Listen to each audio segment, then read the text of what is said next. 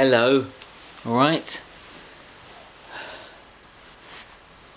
Where are we today? It's something like the 8th or 9th of July, isn't it?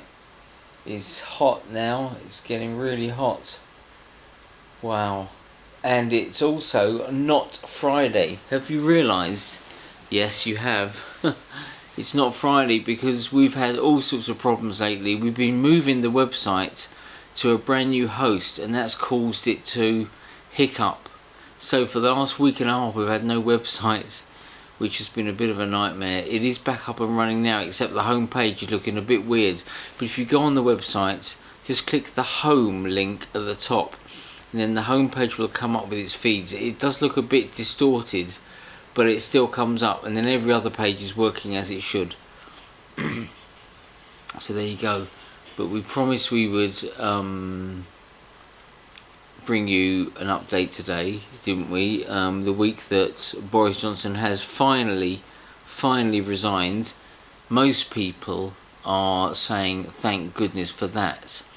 Some people, die-hard conservatives, are saying don't know why he's gone, he was the best Prime Minister we've ever had, that kind of thing.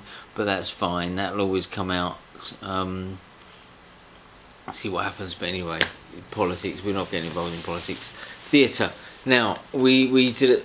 The reason why I'm bringing a video out today, and we've got to bring a video out this week, is because of the survey results.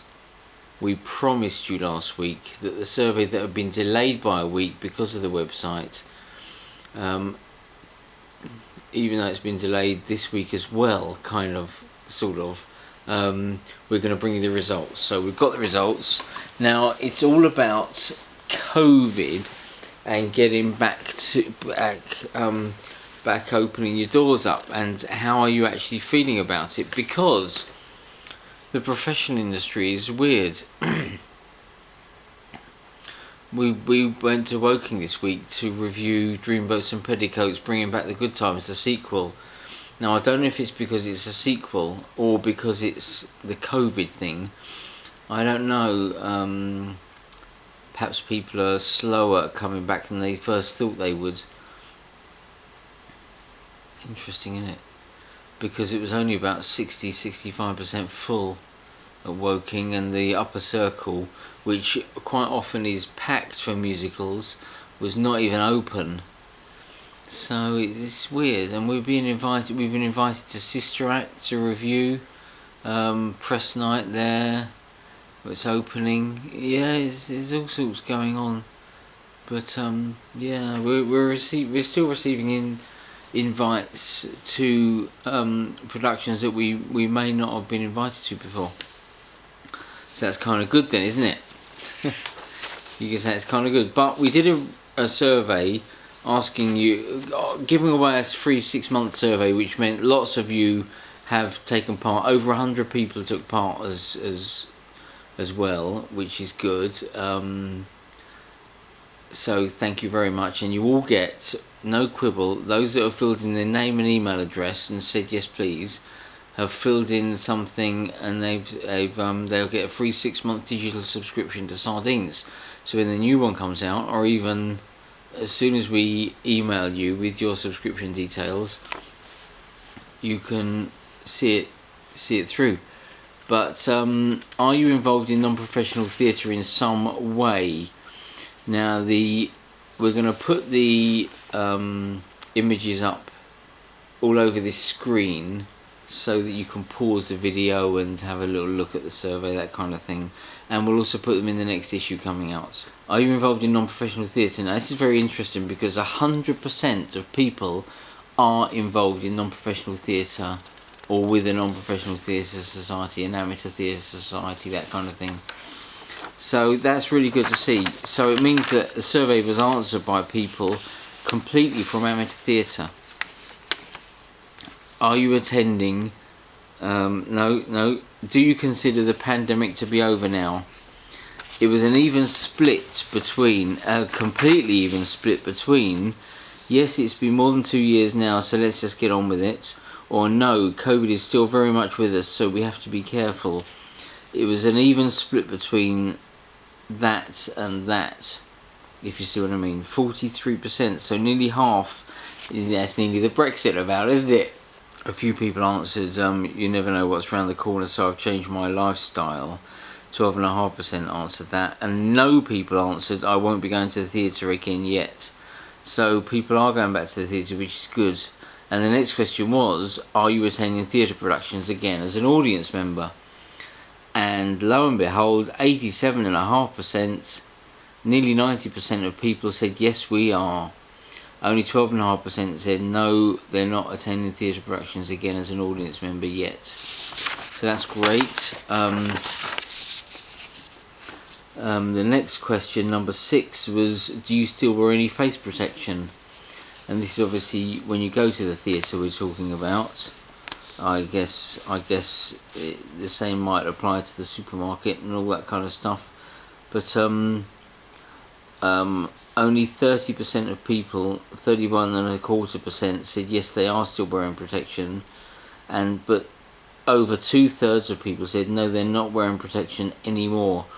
And I give blood every whatever it is, few months, and the nurses there were not wearing masks, face masks, because on the 20th of June they received a directive from the NHS saying you no longer have to wear masks. Some had them on out of choice, but they no longer have to wear them, which was very interesting, I thought. But the people that do not wear masks are over 2/3, and people saying actually I take other precautions was 0, which is very interesting. Now, we said then, what are your main areas of concern when a theatre production is put on? And nearly everyone has answered, or over 2/3 of people answered, audiences are the biggest concern. If you're in the audience, that's the biggest. You could tick as many as these, or all of them even, if you want to. On stage was less at 31%. Off stage, which is I suppose stage manager, props manager, that kind of thing, just over 1/3.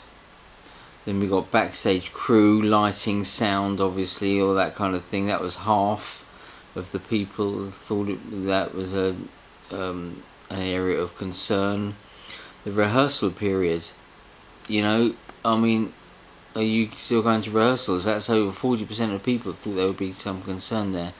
And the foyer or bar before or after the show also. So all of these productions have really, even on stage, which has counted nearly 1/3,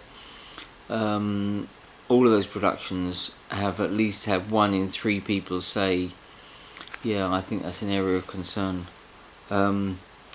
8, is your society doing anything about it or offering any incentives to bring people back? I was quite surprised that nearly half of people said no, we're not doing anything to bring them back. That's not very forward thinking, is it? Come on, guys. And not sure was answered by nearly 20% of people. They're not sure if their society was doing anything. Not applicable was answered by about 20% of people. Less than 20% actually, about 17% of people. And people that answered yes, we are doing something about it, was only just under 20%. And then we invited some people to sort of tell us what they were doing about it. We received a few replies. Most people actually skipped these because we didn't make those compulsory at all. But the top 3, I'd say, if you answered yes in a few words, what is your society doing? Someone said they're installing air filters. Someone said early bird tickets for reduced ticket prices in the early booking months. And someone else said offering to transfer tickets if unable to attend due to COVID, which is a kind of a given now, isn't it? I think you have to offer something now. So all the holiday companies are offering refunds if you can't fly due to COVID, aren't they? And at the end we just offered an opinion thing, anything else to add. And as I say, most people skipped the previous answer and this answer, but the top answers that did answer, I would say, we have not attracted audience back to our plays. We have lost actors too and are finding it hard to fill casts. That's a very negative view. That's a shame, isn't it? So happy theatre is coming back, someone else has replied. I am less keen to go to other theatres than I was pre-COVID. And caution is fine, fear-mongering is not, obviously. And that's true, isn't it? Caution is fine, fear-mongering is not. And a lot of people have been, that's where all these conspiracy theories have sprung up from. You know, is it real, isn't it real, COVID and all that kind of stuff, and is the government just trying to... The whole Partygate thing doesn't help, does it? Because that was where fear-mongering was at its worst, I suppose, and the newspapers and the media outlets don't help, because they were really fear-mongering and making everyone really frightened of COVID, yet parties were going on in Downing Street. So how serious was it, and was Boris really as ill as they made out he was? Was he on death's door when he was transferred to intensive care, or was it just because he's the PM? You know, is that standard procedure for a PM? I'm not so sure. Perhaps they said, you know, I'm getting into conspiracy theories now, it's terrible. You know, perhaps they said, let's just pretend I'm on death's door. I don't know, who knows what's going on. Anyway, never mind, they're the survey results. We'll bring you some more and some other stuff.